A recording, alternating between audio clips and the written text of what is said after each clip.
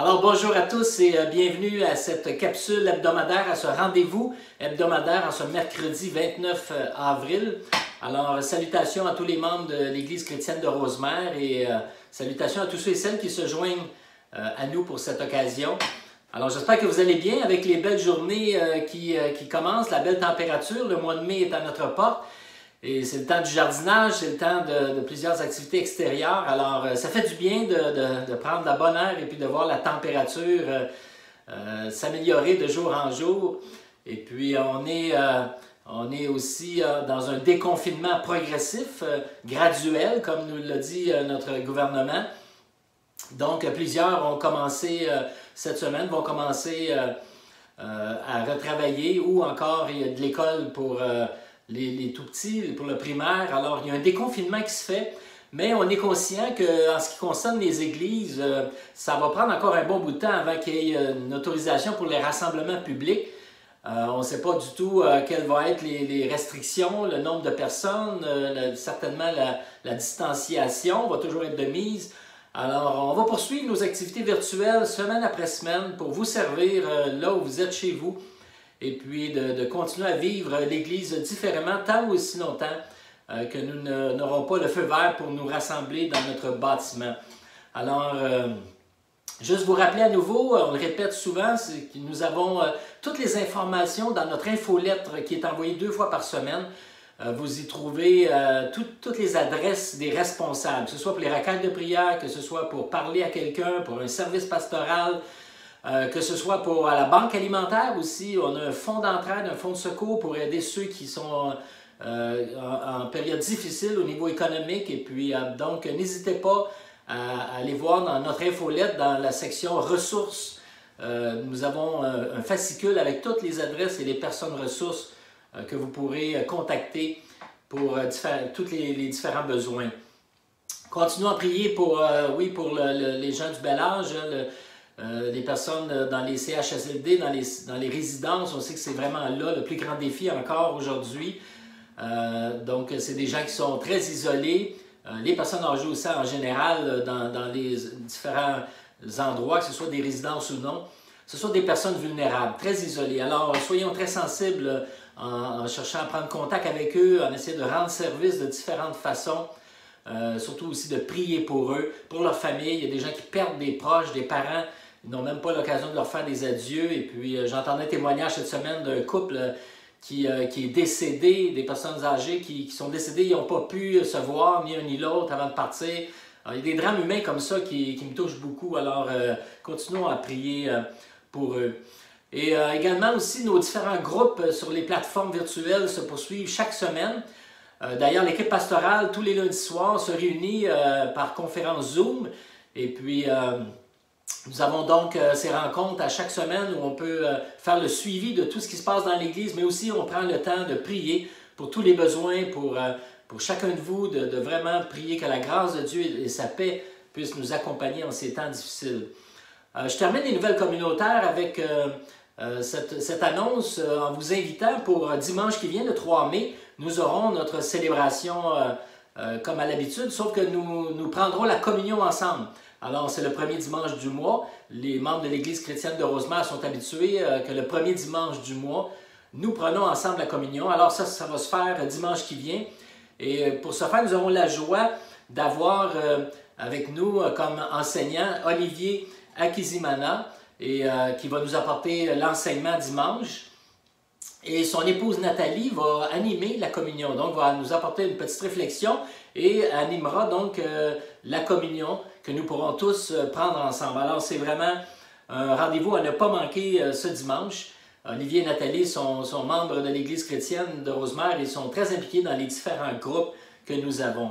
Alors n'oubliez pas ce divin rendez-vous dimanche à compter de 10 h.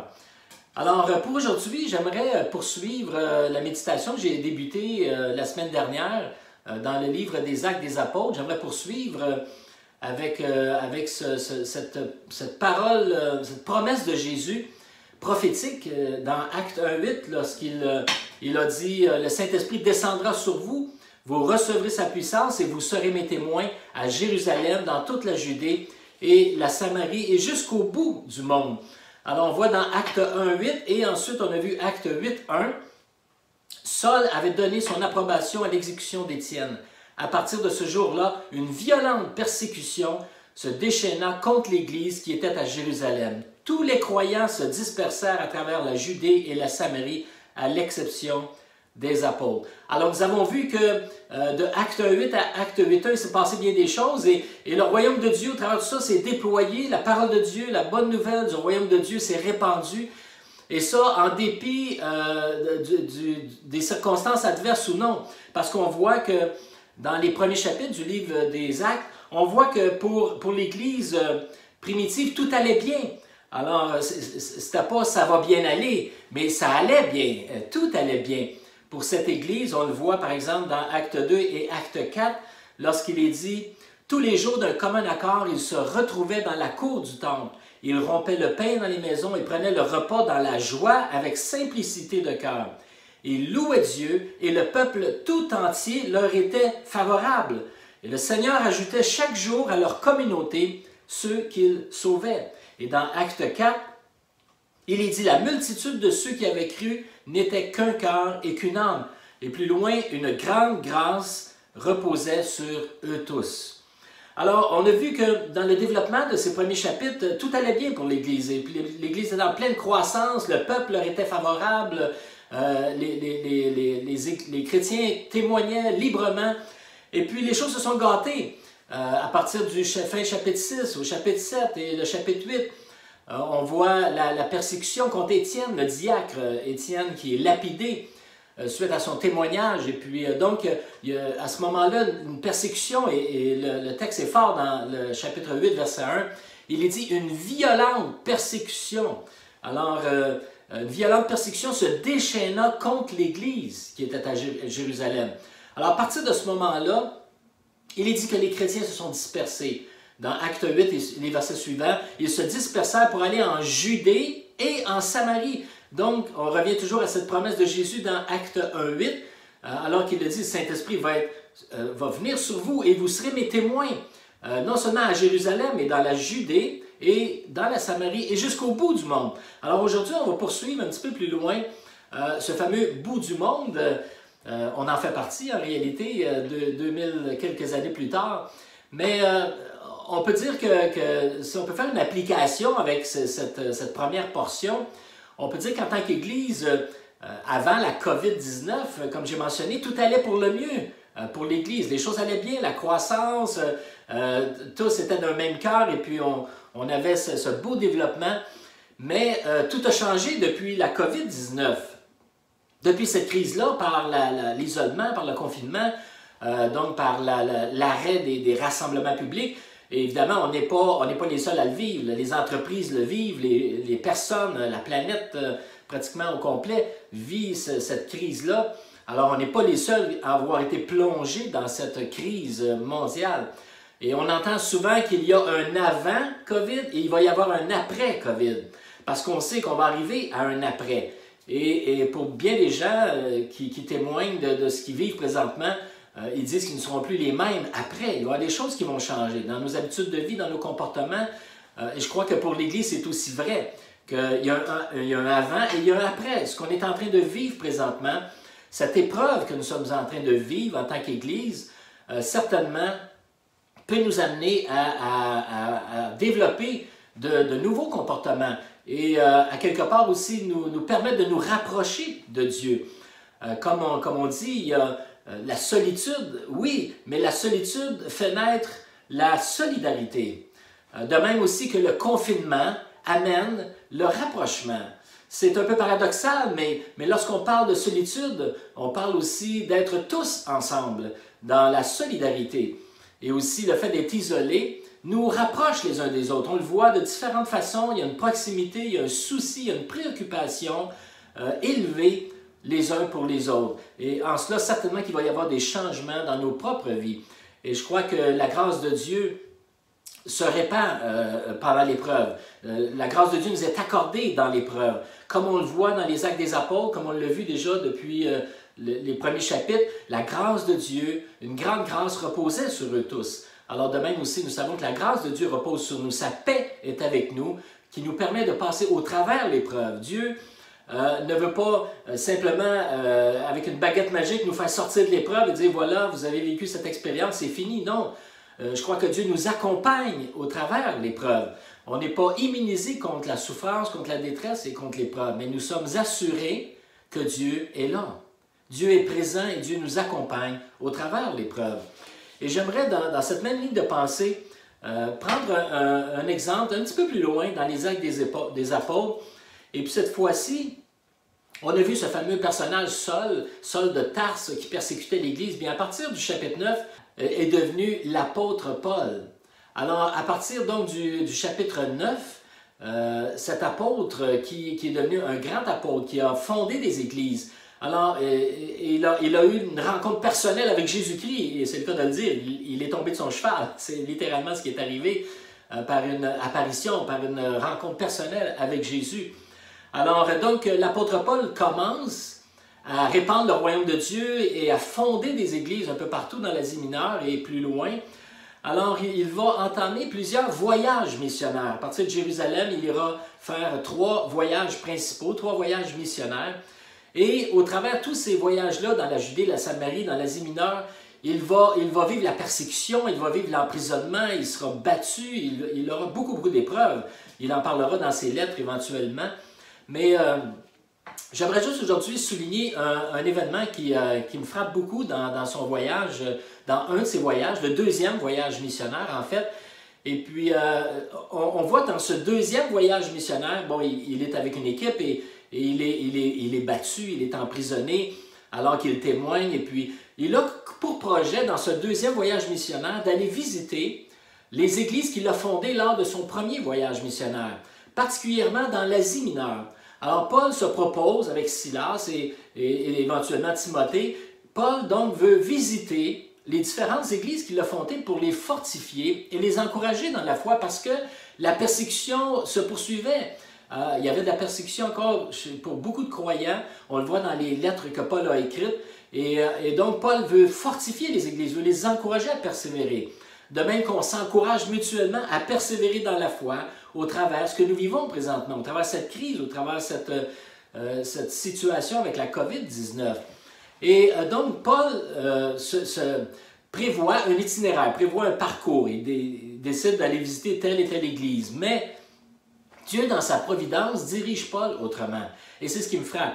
C'est que malgré le fait que Paul avait un projet, il était déterminé à faire un itinéraire. Donc, il part avec l'idée de s'en aller visiter telle église, telle église, telle église, et faire le tour et revenir. Et voilà donc qu'il arrive des événements qui font en sorte que Paul est complètement détourné de son itinéraire. Et puis, on lit, par exemple, dans le livre des Actes au chapitre 16, les versets 6 à 10, « Ils traversèrent la Galatie phrygienne parce que le Saint-Esprit les avait empêchés d'annoncer la parole dans la province d'Asie. Parvenus près de la Mysie, ils se proposaient d'aller en Bithynie, mais là encore, l'Esprit de Jésus s'opposa à leur projet. Ils traversèrent donc la Mysie et descendirent au port de Troas. Là, Paul eut une vision au cours de la nuit. Un Macédonien se tenait devant lui et le suppliait « Viens en Macédoine et secours-nous ». À la suite de cette vision de Paul, nous avons aussitôt cherché à nous rendre en Macédoine, car nous avions la certitude que Dieu lui-même nous appelait à y annoncer l'Évangile.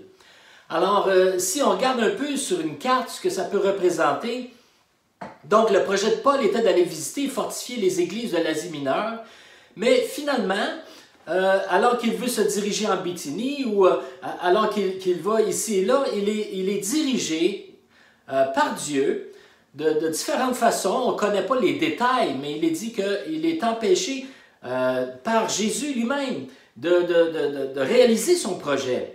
Et suite à une vision, donc, il est orienté vers Troas, et dans ce port qui était un port qui était un lieu très, très stratégique pour traverser, justement, pour aller en Grèce. Et finalement, Paul se retrouve à traverser et aller en Europe. C'est l'Europe qu'on connaît aujourd'hui, dans le fond. Alors donc, Paul, dans son voyage, se retrouve à non seulement être en Samarie, en Judée, il va aux extrémités de la terre. Il va donc réaliser cette parole de Jésus parce qu'il se rend en Europe et à partir de l'Europe, donc, vont naître de nouvelles églises et puis l'Évangile et le royaume de Dieu vont être déployés dans cette grande région. Alors lorsqu'on regarde cet itinéraire, on s'aperçoit finalement que Paul avait des projets, qu'il avait des intentions et que ces intentions et ces projets ont été littéralement détournés, mais dans ce détour qui était contraignant parce que certainement que Paul désirait aller visiter certaines églises, il est dit que Paul, suite à la vision, nous avons aussitôt cherché à nous rendre en Macédoine car nous avions la certitude que Dieu lui-même nous appelait à y annoncer l'Évangile.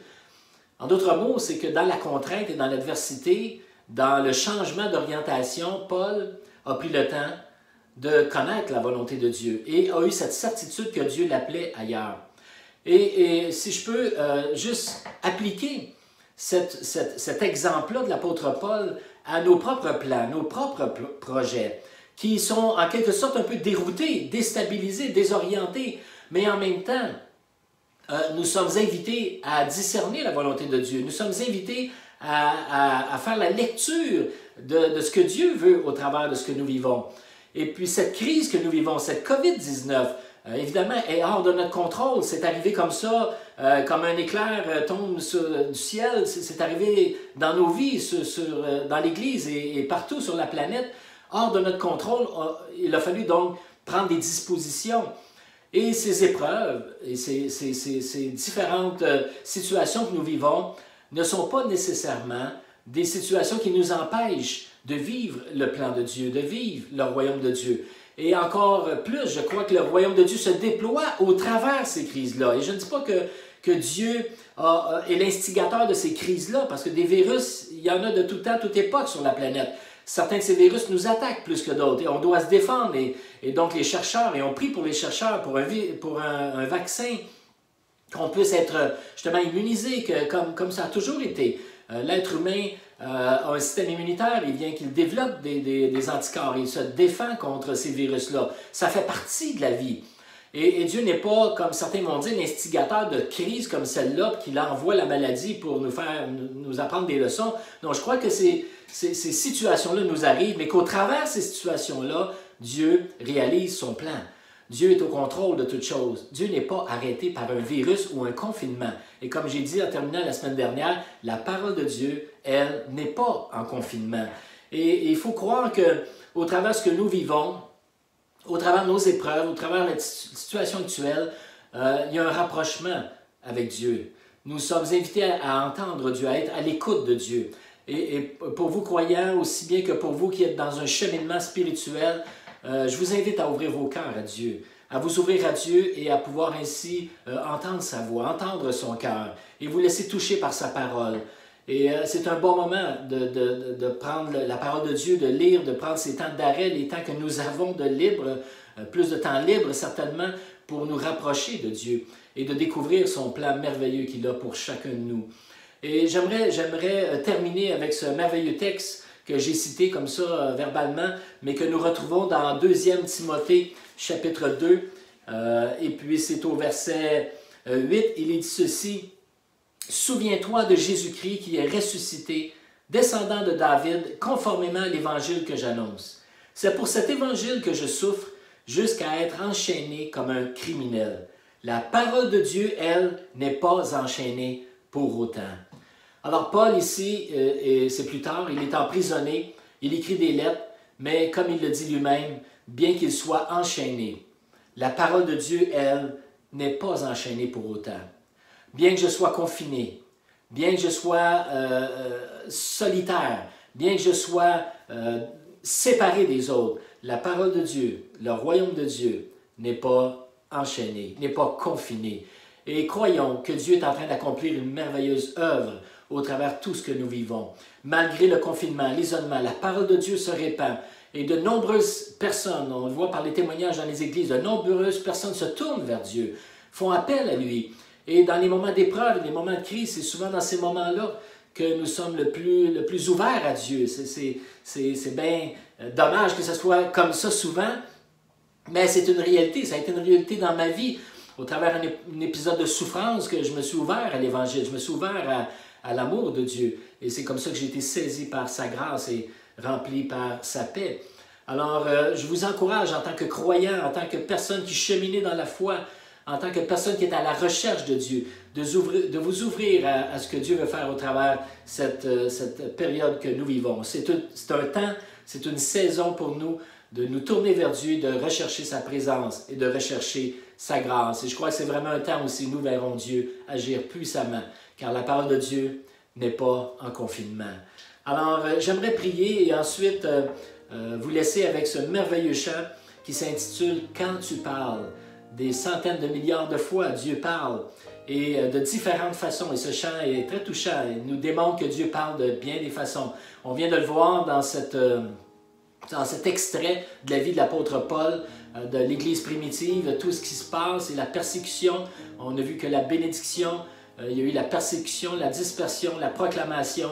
Et voilà que l'apôtre Paul aussi expérimente une itinéraire détournée, modifiée, qui pourtant a amené la parole de Dieu à se répandre. Alors, soyons à l'écoute de Dieu. Et puis, je vous laisserai dans quelques instants avec ce merveilleux chant. Et je vous donne rendez-vous dimanche pour la communion et l'enseignement avec notre cher ami Olivier. Alors, prions si vous voulez bien. Seigneur notre Dieu, merci pour ta grâce qui nous est accordée dans les moments d'épreuve. Nous sommes assurés de ta présence chaque jour, car tu nous as dit « Je suis avec vous tous les jours jusqu'à la fin ». Tu as dit également « Je vous laisse la paix, je vous donne ma paix, car tu es le Dieu de paix. » Et toi, en tant que Dieu de paix, tu nous accordes cette paix. Tu nous donnes cette paix et nous pouvons expérimenter au travers l'épreuve, au travers l'isolement, au travers parfois la détresse, la souffrance, que tu es un Dieu compatissant. Tu es un Dieu qui est près de celui qui a le cœur brisé, celui qui te cherche. Car il est dit « Approchez-vous de Dieu, il s'approchera de vous. » Seigneur, on veut s'approcher de toi. Je prie pour chaque personne qui est à l'écoute en ce moment, afin que tu puisses toucher les cœurs, que tu puisses attirer ceux et celles qui te cherchent, que tu puisses faire expérimenter à tous et chacun la puissance de ta grâce, la grandeur de ton amour et l'infinie grandeur de ta paix aussi en nous. Alors Seigneur, nous nous recommandons à toi, nous prions pour tous ceux et celles qui te cherchent et qui ont besoin de toi. Et en toute chose, on croit que tu es en train d'établir ton royaume partout sur la terre. Et nous te bénissons, Seigneur. Amen. Alors, merci d'avoir été à l'écoute, de nous avoir accueillis chez vous. Et puis, bonne écoute avec ce dernier chant. Soyez bénis de Dieu. Amen.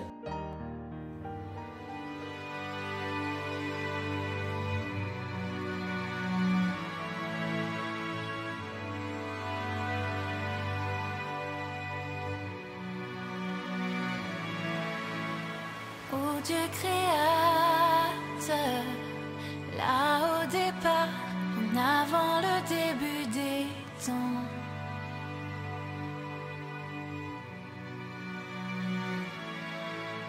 Et sans point de repère, au son de ta voix, les ténèbres devant lumière.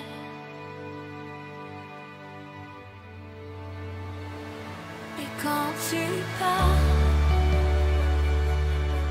100 milliards de galaxies voient le jour. Et les planètes sont façonnées par ton son. Si les étoiles t'adorent, je t'adorerai. Je vois ton cœur dans tout ce que tu as fait. Chaque étoile qui brille témoignant de ta grâce. Si la création te loue, je te louerai.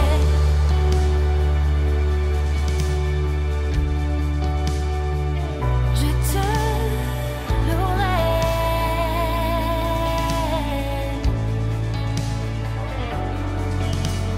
Ô Dieu de promesses, ta parole est vraie, aucun mot n'est vide ou futile.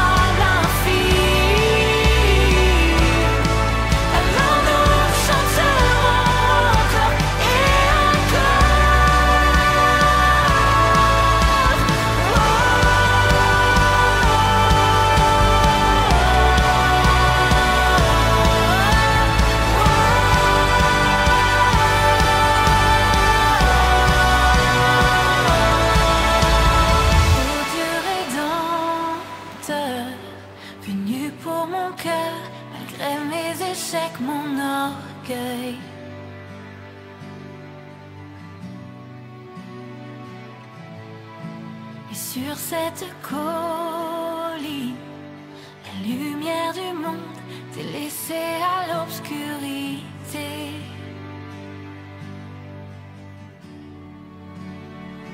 Et quand tu pars, mes 100 milliards d'échecs disparaissent, car tu as échangé ta vie pour la mienne. Par ta victoire au tombeau, j'ai la victoire. Je vois ton cœur dans tout ce que tu as fait. Tu nous tisses dans le chef-d'œuvre de ton amour. Si tu as tout donné, je veux tout donner. Je vois ton cœur sous des milliards de facettes. Chacune un enfant si précieux à tes yeux. Si tu as choisi d'aimer, je veux l'aimer comme tu le referais 100 milliards de fois. Mais qui pourrait mesurer ton grand amour? Car même pour un seul, tu aurais tout donné.